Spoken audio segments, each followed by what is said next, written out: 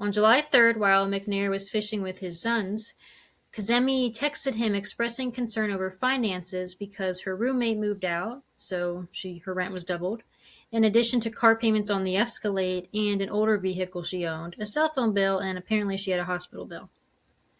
McNair transferred her $2,000 and she asked him to meet up with her that night. Before starting her shift at Dave & Buster's that evening, she met up with a man named Adrian Gilliam. He was a convicted felon she met while trying to sell her old car, according to CBS News, and he sold Kazemi a 9mm handgun in the parking lot. Kazemi's manager, Sonia New, remembered Kazemi wasn't acting like her usual upbeat self that night.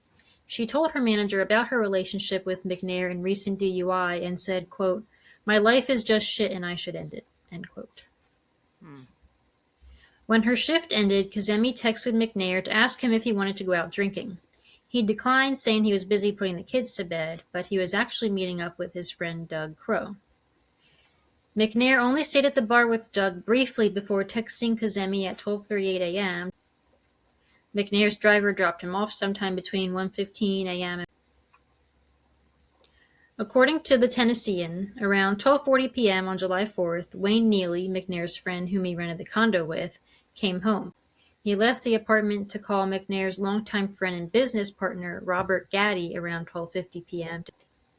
They then both entered the condo together, and he immediately recognized one of the bodies was McNair and called 911 around 1:35 p.m.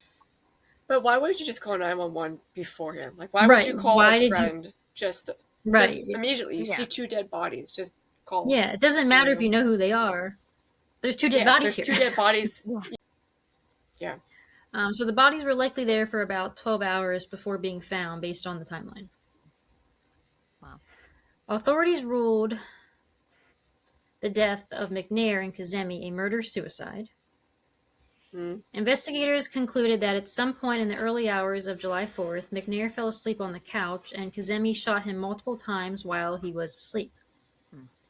She shot him on the left side of his head from a few feet away, then twice in the chest and another on the right side of his head at a closer range. Kazemi then, what we assume, sat down next to McNair, shot herself in the right side of her head, and collapsed onto his lap before falling onto the floor on top of the gun.